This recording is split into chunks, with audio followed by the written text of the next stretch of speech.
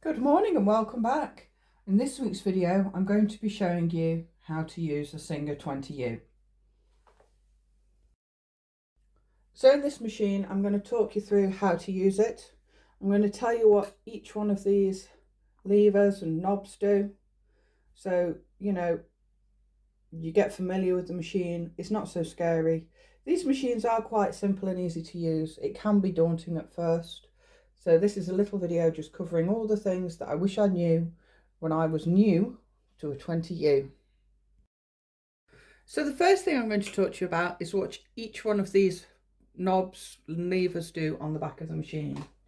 Okay, so first of all, these two small knobs here, they control your stitch width. I will talk about them in depth later when we're switching from straight stitch to zigzag stitch and how they work. This is what will set the width of your zigzag stitch. So as you can see, it moves like this. That's your widest zigzag. This is straight stitch. This knob here with all the different numbers on, this is the width of your stitch or the length of your stitch. So 5 is your longest stitch, and 0 obviously means that your fabric is not moving through the machine at all. We use 0, obviously it's no stitch length. So we use 0 sometimes when we're using free motion embroidery, things like this. Or you can use a very narrow stitch, very short stitch, should I say, rather than narrow, short stitch when we're doing applique and things like this. So when I'm appliquing, I might have stitch length set at 0.5. 1 even sometimes is a bit long when we're doing applique, but we'll cover applique later. This lever here that you press in to use sets your needle either to the left or the right. I know it might seem counterintuitive because you look at this setup here and that looks like the needle is on the right and this looks like the needle is on the left. But in reality, when you come to use the machine, if you put the lever to this side, it pushes your needle over to the left. If you bring it this side, it pushes your needle over to the right, and if you have it in the middle, then obviously your needle is centered. This lever here, this is your reverse. So obviously when you're back tacking and things like that, you just use your reverse lever. So that's the back end of the machine covered. So now let's talk about the front of the machine. Okay, so here you've got your tension unit. So you may find that you need to reduce your tension in order to get a nice zigzag stitch and then tighten it back up to get a straight stitch. You will notice that this tension unit, and most tension units on industrial sewing machines, do not have numbers on like domestic sewing machines do. This has just got like a little line, which is obviously, the middle of the tension unit. So as you get to know your machine, you'll get to be able to adjust your tension by feel. It takes time to do. It can be quite daunting at first. Don't be scared of it. Have a play. It's not the end of the world if you snap a thread. I always check my tension before I sew. So because the tension might also need to be adjusted depending on what fabric you sew with these machines. So I may need to tighten the tension up a little bit if I'm sewing a lighter weight fabric to if I'm sewing a heavyweight fabric, because there's one thing with these machines, they are really quite versatile. I've sewn fine silk and tulle, I think it's pronounced tulle, T-U-L-E, on this machine. I also sew denim on this machine, and I sew quite heavy denim on this machine. So there's a big difference in the fabrics you can sew with these machines, but you always need to be aware that with the fabric, your tension might need changing. And also with the thread, your tension might need changing. So at the minute, I've just got standard sewing machine cone of black thread in here. If you're using a heavier weight thread, you might find you need to slacken your tension off a little bit. If you're using a finer thread, you might need to tighten it up. It all depends on the thread and the fabric. So have a play with your machine and don't get stressed. Okay, you will get to know your machine in time and you'll figure out what tensions suit what. Yeah, it takes time. It took me a long time. So just play with it. Test each project before you sew it and you will be fine. Now this knob here on the top is where you adjust the amount of pressure that goes through your presser foot.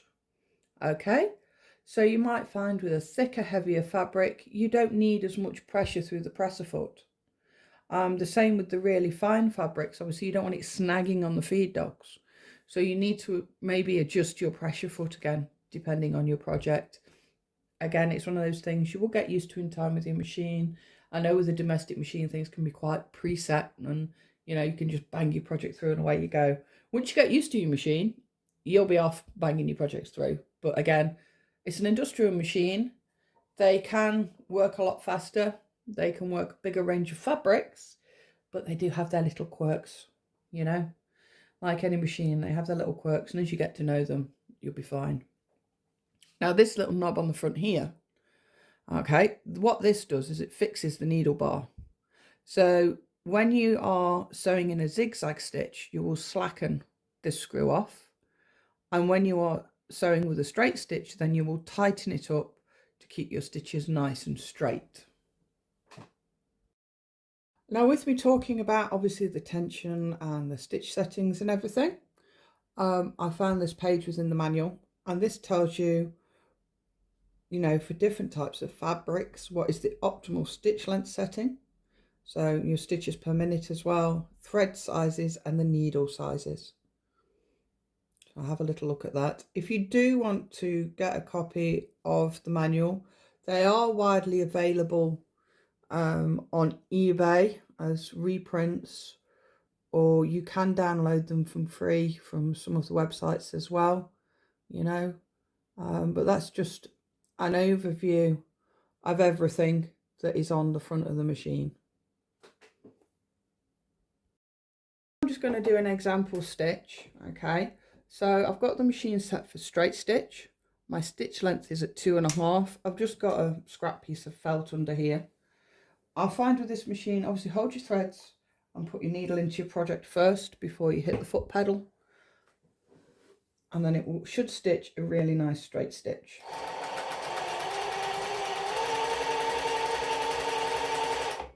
Nice and easy. These machines do run fast. I have a Jack, what is it, 513, a servo motor on this, so it's silent running. The big old clutch motors are great as well. You know, they take a bit of feel to sew with, and they are fast, but they are brilliant for these old machines. As you can see, I've got a nice neat straight stitch there, front and back. It's a bit scruffy on the back because it's caught the threads up. So now I'm going to show you how to set it to a zigzag. So initially, I'm going to leave my stitch width the same, yeah? And then I'm going to use this lever here to set the width of my zigzag. So I make sure that both these screws are loosened off when I come to do this. Let me just find the right page in here so I can explain what each individual screw does. So this is known as screw A and this is screw B, yeah? Screw A is used to control the width of the wider zigzag stitches, and screw B to control the narrower zigzag stitch, okay? So if I want to make a narrower zigzag stitch, then I will move my lever here and I will tighten up screw B, and I may leave screw A loose, or you can just tighten it so it's secure. Okay, so I've selected my zigzag width. I've tightened up my screws at the top to hold the zigzag lever in place. Now the next thing I will do is at the front of the machine, let me move you over here a little bit so you can see. I will slacken this knob off because this knob needs to be tight for straight stitch and loose for zigzag stitch. And once again, I will just insert my needle into the project so I can start. And then I should get a nice zigzag stitch. I may need to slacken this off, but I'll have a look at how it's stitching first. Okay.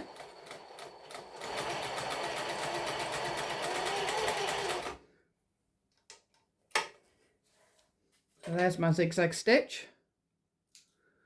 It's looking very nice from the front, but let's have a look at the back. Not not too bad on the back. So I'd say this tension is just about there. It could do with a little bit of tweaking. Okay. But can you see how here the top stitch is pulling through? So what I would do is I would tighten the tension up a little bit in order to get a neat zigzag on either side. So in order to tighten your tension, you will move it to the right. So you'll turn it clockwise. To slacken your tension, you turn it anti-clockwise. So now we've just had a quick look at the zigzag stitch. Okay, so that's quite a narrow zigzag stitch. Let's have a look at a wider zigzag stitch. So what I would do is I would slacken my knobs off again. I have got it set back to straight. And I'm going to make this a wide zigzag stitch. So I'm going to put the lever to its maximum. And then I'm going to tighten up, again, the knobs at the top. Let me just slacken that one off a bit. Yep. And that will hold the lever in place. Now I know for a wider zigzag stitch, because this has an extra wide zigzag stitch. This does a 1.2 millimeter. So 1.2 centimeter, sorry. 12 millimeter, 1.2 centimeter. Excuse the babbling there. Wide zigzag. You know, it's a really wide zigzag stitch, this machine. It's one of the things that the 20U is known for. So I know I'm going to have to adjust this tension here in order to get it to zigzag nicely. So I'm just going to tighten it up a little bit and let's see what we get. This is also why I use a practice piece of a project when I'm selecting my stitches. Yeah, because then you can get it perfect before you put your project under.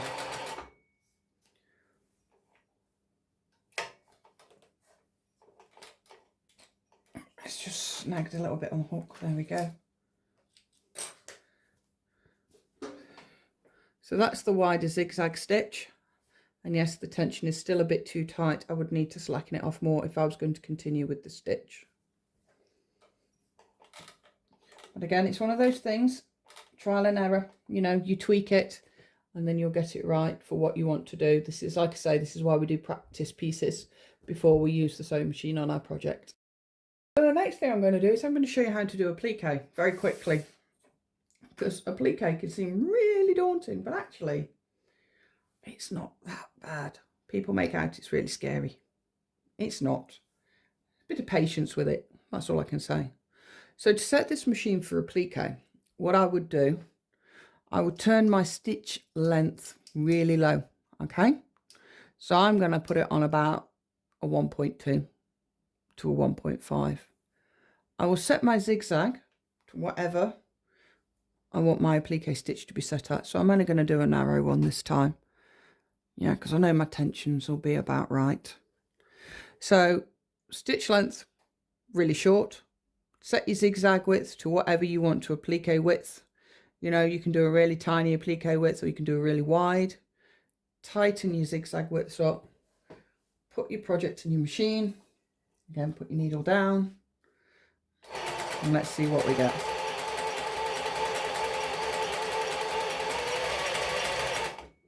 So let me take that out.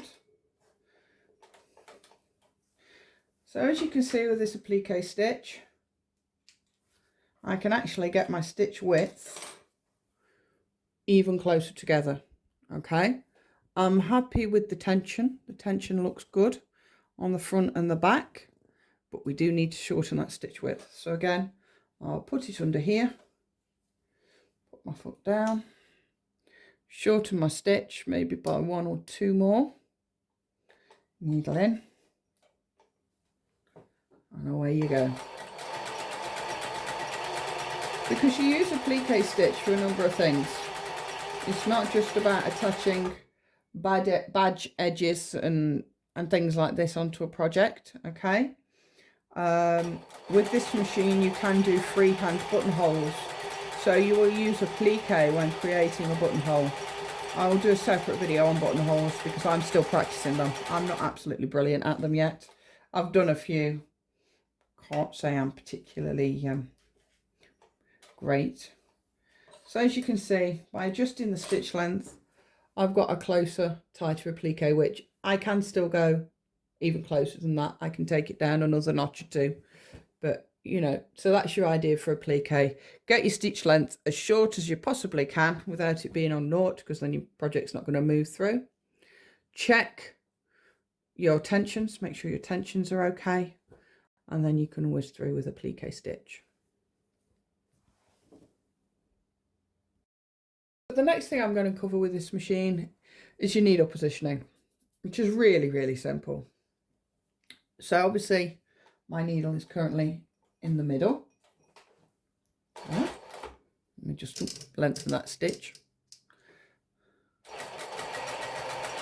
Yeah. And if I move it to this side, my needle will move to the left. And then if I move it to this side, my needle will move to the right.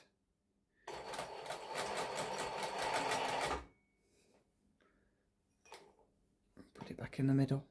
When you are changing between your stitch width, your needle positions, press the button in slightly and then slide it over, because it is literally like a ratchet notch on the other side. So you'll press it in and move it into the slot and the position. You'll feel it and hear it click into place when you move it over, okay? Like that. And then it's in the middle. And that's what you get, obviously, when you change your needle position. It can be quite an extreme needle position change because it has a wide zigzag width. Obviously, position your project accordingly before you sew. The needle position movement is also very useful when you are doing your freehand buttonholes. There is a page dedicated to it in the manual. I'll go through that in a separate video. But yes, that's your needle positioning lever. And the next one, the simplest one of all, is your reverse. So obviously you pop your project in. We've just come unthreaded, hang on. That was my fault. I didn't hold the ends of my threads when I was turning the hand wheel. So we prop our project in. Just press the foot down, obviously. Say you're stitching as normal, stitch along. And then when you want to fasten it off, we'll just back tack. We'll press that reverse lever down, let it go, and the machine will move forwards again. Really, really simple. So as I say, we stitch along. When you want to back tack, press your lever down, let it go, and away you go again. And that just fastens off our threads at the end of the project, which I'm sure you all will know from the machines that you've been using already. So there you go. That's just a back tacked stitch.